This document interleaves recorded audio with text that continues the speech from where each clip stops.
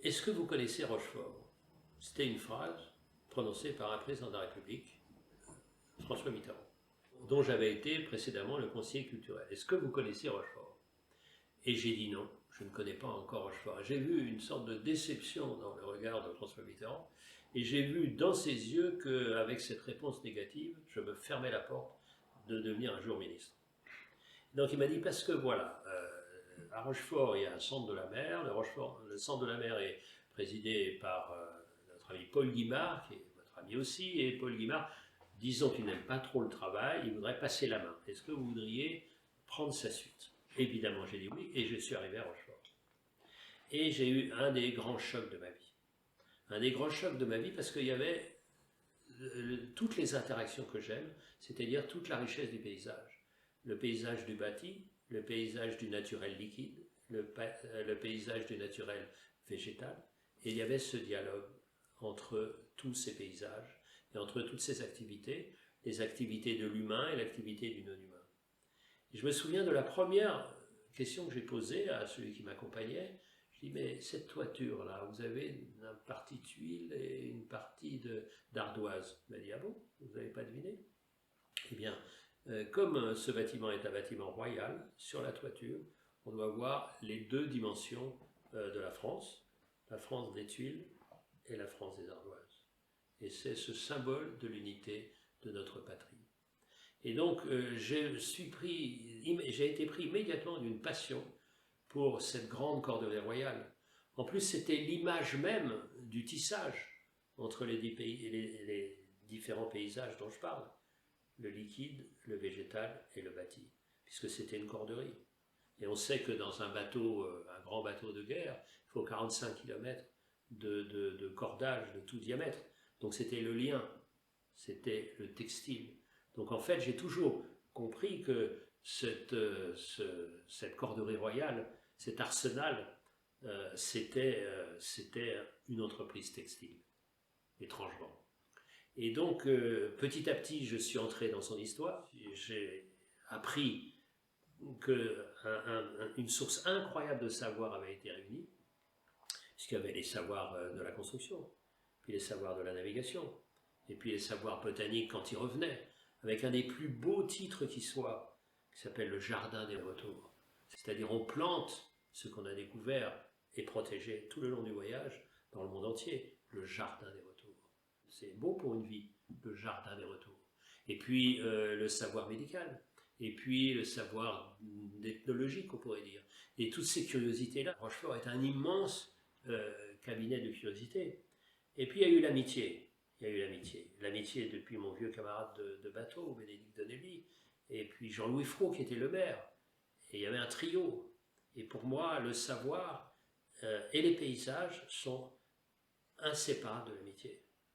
Et imaginez ce que c'est que ces trois personnages le soir, marchant le long d'une forme de radeau vide, se disant, mais il y avait des bateaux dans le temps. Pourquoi est-ce qu'on ne reconstruirait pas un bateau? On a dit ça le soir. Et le lendemain, on s'est dit, est-ce qu'on continue notre rêve? Parce que je ne sais pas vous, mais moi, de temps en temps, je me laisse emporter par l'enthousiasme le soir. Et c'est le matin où on voit que l'amour va continuer, ou ce sera juste une petite étincelle d'un enthousiasme nocturne. Eh bien, nous, on a continué pendant des années, et c'est ainsi qu'est née l'Hermione, au départ. C'est-à-dire une sorte de lancée, et donc, on pourrait dire que ce bateau, il est moderne. Non, il est moderne, pas du tout. Il est né au XVIIIe siècle, lequel XVIIIe siècle avait été engendré par tous les siècles antérieurs. Donc c'est tout ça qui est ma vie même, un peu comme à Versailles, j'ai vécu la même chose quand j'ai pris la présidence de l'École nationale supérieure du paysage dans le potager du roi. C'est pareil, c'est tous ces liens tissés, tous ces liens avec les savoirs d'aujourd'hui, et puis évidemment les immenses connaissances d'antan. Versailles. Il se trouve que depuis l'âge de 15 ans, j'ai vécu tout près de Versailles, et donc je connais bien Versailles. J'ai une passion de Versailles, et Versailles, c'est un grand rendez-vous dans ma vie. C'est-à-dire à chaque fois qu'il y a un moment, soit personnel, soit professionnel, je vais à Versailles. Comme s'il y avait une vérité à Versailles que je devais écouter. Une vérité à Versailles parce que le château, pour être franc, m'intéresse assez peu. Ce qui m'intéresse, c'est les jardins. C'est les jardins et ce dialogue entre les jardins et l'eau, parce que l'eau reflète le ciel. Donc l'eau, c'est le ciel sur la terre. Et donc, à chaque fois, j'ai besoin que Versailles me parle. Et pas dans la grandeur du roi Soleil, justement, dans ce côté à la fois très ordonné, mais qui va vers l'horizon, c'est-à-dire on est dépassé, à la fois très grandiose, mais en même temps fragile, parce que tout ça est incertain. J'ai écrit Bouleversé, un livre sur le Nôtre, le portrait d'un homme heureux. Il dit cette phrase inouïe qui dit tout du mouvement, à la fois de l'harmonie absolue, un peu grandiloquente du château, mais il dit aussi notre envie de grandeur et puis notre fragilité, notre humilité. Il dit c'est l'esprit qui crée la perspective, c'est la marche qui la fait naître. C'est l'esprit qui crée la perspective, c'est la marche qui la fait naître. Et dans un paysage, tout marche. Évidemment, c'est plus facile quand il y a de l'eau, parce que l'eau, c'est évidemment le temps, c'est évidemment l'écoulement des heures, des secondes, des siècles, et puis, mais aussi les saisons. Vous savez, quand j'ai réfléchi sur ce qu'était qu'un courant marin, eh bien, j'ai appris de tous les spécialistes, les scientifiques de l'Académie des sciences, j'ai appris que dans l'océan, il y a plusieurs horloges, comme dans un corps. Il y a des horloges rapides, c'est les 6 heures des marées, et puis il y a des grandes circulations, qu'on appelle thermohalines. Par exemple, le Gulf Stream qui va vers le nord, et puis comme il devient plus froid, eh ben, il descend, plongé comme ça, il fait une longue circulation. D'abord à travers le fin fond de l'Atlantique, il revient dans l'océan Indien, et puis remonte petit à petit, et puis il se réchauffe, et petit à petit revient, et il va retrouver le golfe du Mexique. Et cette circulation-là dure 1200 ans. Et nous avons nous-mêmes toutes ces horloges. Il faut prêter attention à tous les temps qui sont en nous. Donc à chaque fois que je vois un paysage, vous voyez, je dis personnage pour paysage, à chaque fois que je vois un paysage-personnage, je lui demande quelle est ton horloge. J'ai appris, grâce à l'école du paysage, grâce à mes amis paysagistes, imaginez Corajou, Gilles Clément, Gilles Soule, tous ces gens-là, c'est des merveilles absolues. Et j'en cite plein, ils m'ont nourri, ils ont changé ma vie. Ils ont absolument changé ma vie. Vous savez, le livre qui a eu le concours, c'est l'exposition coloniale. L'exposition coloniale a pour sujet l'Amazone, la force du premier fleuve du monde et de la première forêt, ô combien menacée aujourd'hui. Ça ne veut pas dire que la botanique ne porte pas en elle une violence et une fragilité. On peut penser que la rivière coule en étant indifférente, c'est pas vrai. Qui a créé ces rives? Qui a dragué pour que l'eau puisse commencer à couler? Qui admet ou n'admet pas les crues? C'est la vie même. Donc la lecture du paysage, qu'il soit bâti, liquide, végétal, c'est une lecture avec plusieurs langages. Donc c'est évidemment un opéra qui n'est pas forcément tonitruant, ça peut être un opéra très discret, mais pour moi, un paysage, c'est un opéra. Il y a des gens pour qui la planète serait mieux sans les êtres humains. Ils pensent que nous lui faisons du mal à cette planète. Ce qui est évidemment mon sentiment pour des tas de raisons. Mais je pense que ce qu'on appelle la nature, c'est le dialogue entre les êtres humains et justement la nature elle-même. Et que c'est cette articulation-là. Et donc c'est ce respect-là qui m'est beaucoup plus intéressant que l'indifférence. Comme dans la vie, on peut laisser complètement, ou alors il y a ce dialogue entre la maîtrise et l'abandon. C'est ça l'amour, d'une certaine manière. S'il n'y a pas d'un certain ordre, ça ne va pas. S'il n'y a que de l'abandon, ça ne va pas non plus. C'est ce dialogue permanent, c'est ce mouvement comme on trouve en musique entre le rythme et puis la mélodie. Je porte un respect infini à tous ces gens qui respectent. Et je respecte tous les métiers du patrimoine. Et c'est des métiers souvent millénaires. On a vu quand il s'est passé le drame de Notre-Dame, c'est-à-dire ce que c'est les tailleurs de pierre, ce que c'est que la ferronnerie, ce que c'est que tous ces métiers de la main. Alors, on est maintenant dialoguant avec le numérique et tout ça, bien sûr, le plus moderne, mais tous ces métiers. Et j'aime à dire que tout métier, tout véritable métier, qui est tout sauf une activité, un métier. Un métier, c'est-à-dire un apprentissage. Quel plus beau mot que le métier d'apprendre, donc d'apprentissage. Tous les métiers sont des métiers à tisser. Si on n'a pas 10 métiers, on peut pas, ou 50 métiers, on ne peut pas voilà, s'occuper d'un jardin, on ne peut pas s'occuper d'un fleuve, prendre soin d'un fleuve, on ne peut pas, comme ça, relancer la vie d'un bâtiment.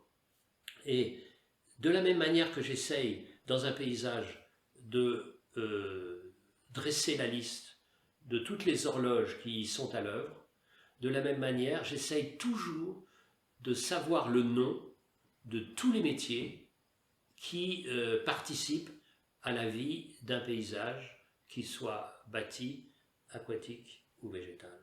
Le nom des métiers.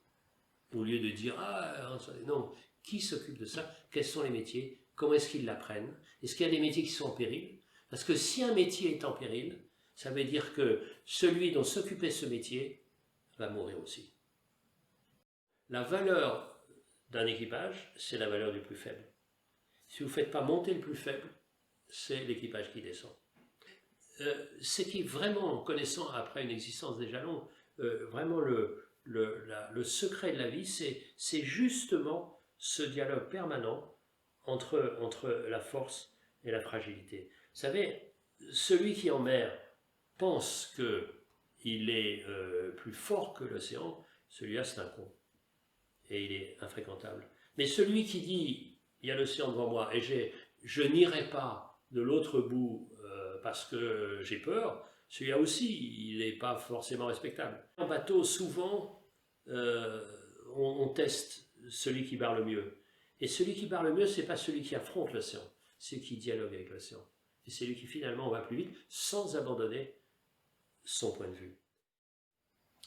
Le changement climatique, sous ce vocable général, c'est des tensions de toutes sortes et il faut vivre dans cette grande incertitude. Je vois ça avec les vignerons. Les vignerons, ils voient que de plus en plus la température monte, c'est-à-dire que le taux d'alcool grandit et qu'ils ont plusieurs solutions. La première qui est inacceptable, c'est mettre de l'eau. La deuxième, c'est de monter en altitude. La troisième, c'est trouver des cépages différents, etc. Donc, il y a une adaptation permanente. Donc, on s'est toujours adapté. Toujours. L'histoire de la vie, c'est l'histoire de l'adaptation. Sauf que maintenant, on doit accélérer, sans arrêt. Et on est dans la plus grande incertitude. Donc, c'est un peu ça ce qui va se passer. Donc, c'est d'abord, il faut accroître le savoir, toujours, encore plus. Plus on est dans l'incertain, plus la place dans le savoir doit être grande, et non pas dans la pensée magique. Je continue à rencontrer des gens qui me disent que la Terre est plate, que je raconte des bêtises, il y a des complots, il y a des choses comme ça, etc. C'est vrai, et on peut les comprendre, parce que comme c'est de plus en plus complexe, et de plus en plus inquiétant, les gens, pour être rassurés, pour lutter contre leur inquiétude, ils veulent du simple. Sauf que la vie, c'est pas simple. Et que, donc, voilà, donc on peut comprendre, mais c'est pas pour ça qu'on est d'accord avec eux. Donc c'est ça ce qu'il faut voir un peu dans tous les domaines. On va au-devant de moments où, évidemment, il faut lutter le plus possible contre ce dérèglement, parce que ne pas voir qu'il y a un impact de notre activité humaine sur ce dérèglement, c'est quand même complètement fou.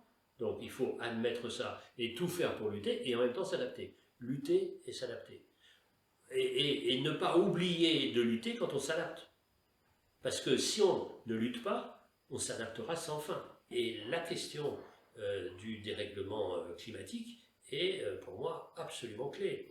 D'autant plus que les conséquences ne sont pas des conséquences moyennes. C'est-à-dire qu'il y a des endroits du monde où ça sera plus violent. Je vais vous donner un exemple. Mon métier, ma spécialité, c'est l'eau. Et la circulation de l'eau et les fleuves. Vous avez un pays très grand, 150, 160 millions d'habitants, ça s'appelle le Bangladesh. Le Bangladesh, c'est un delta. C'est le delta de 3 grands fleuves, qui est le Brahmaputra, le Gange et puis le Méga, c'est un autre fleuve plus petit, mais qui serait, je ne sais pas combien de fois plus grand que nos fleuves à nous. Bien, c'est un delta. Qu'est-ce qu'un delta? Un delta est le fils des sédiments. C'est-à-dire, s'il n'y a pas de sédiments, il n'y a plus de delta. Or, les sédiments, ils sont bloqués. Pourquoi ils sont bloqués? Parce qu'on a multiplié les barrages en amont. Donc, le delta n'est plus nourri. Et de l'autre côté, vous avez le golfe du Bengale, qui est particulièrement chaud et pas très profond. C'est-à-dire que vous avez une dilatation de la mer à cet endroit beaucoup plus importante qu'ailleurs. Donc, vous avez d'un côté un delta qui n'est plus nourri, et de l'autre côté, une mer qui monte. Résultat, il est très probable que dans une trentaine d'années, il y aura plus, la moitié du Bangladesh sera sous l'eau. Donc vous voyez, ça c'est une situation absolument terrible, qui est inscrite dans les faits. Et en plus petit, vous pouvez avoir ce genre de modèle un peu partout retrouvé, avec des questions très intéressantes. Je suis très ami avec tous les gens du parc naturel de Camargue. Et à Camargue, vous avez une question, est-ce qu'il faut laisser la mer monter au risque de dessaler, ou est-ce qu'on met des digues? Qu'est-ce qu'on fait? Donc est-ce qu'on protège ou est-ce qu'on s'adapte?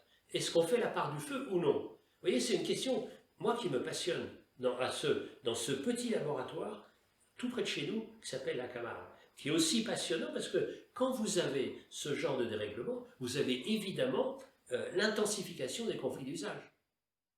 D'abord, j'ai été triste de ne pas venir, mais si je ne viens pas, c'est exactement pour un des thèmes de vos rencontres, c'est-à-dire l'unité du vivant. Si on n'avait pas eu ce petit être à l'extrémité la plus basse, la plus infime de toute l'entièreté du vivant qu'on appelle un virus, qui n'est même pas capable de se reproduire, qui doit rentrer dans une cellule pour utiliser tous ces mécanismes, s'il n'y avait pas eu là, je serais avec vous. Donc d'une certaine manière, je suis tributaire de cette unité du vivant qu'on avait oubliée, comme si on était les maîtres du monde et que plus rien ne pouvait nous attendre. Eh bien, c'est pas vrai. Ça peut nous attendre ou ça pourrait nous atteindre. Donc voilà, ça c'est la première chose que je voulais vous dire. Et la deuxième chose, c'est que vous l'avez senti, ce que vos actions et vos émotions sont ma vie même. Donc vous avez en moi un reporter. Moi je suis un reporter du savoir, un reporter de l'émotion, un reporter des gens, un salut aux gens. Donc à bientôt pour, au fond, vous rendre hommage parce que, vous savez, si vous n'émerveillez pas, alerter ne sert à rien. Si notre planète était nulle, planète bâtie ou non, ça ne servirait à rien de se battre pour elle. Et d'ailleurs, je vous répète qu'elle n'en a rien à foutre, la planète. C'est nous qui devons nous sauver. Merci infiniment pour ce moment qui est un vrai moment de grâce pour moi et j'en suis certaine ensuite pour tous ceux qui vont vous écouter. Merci à vous.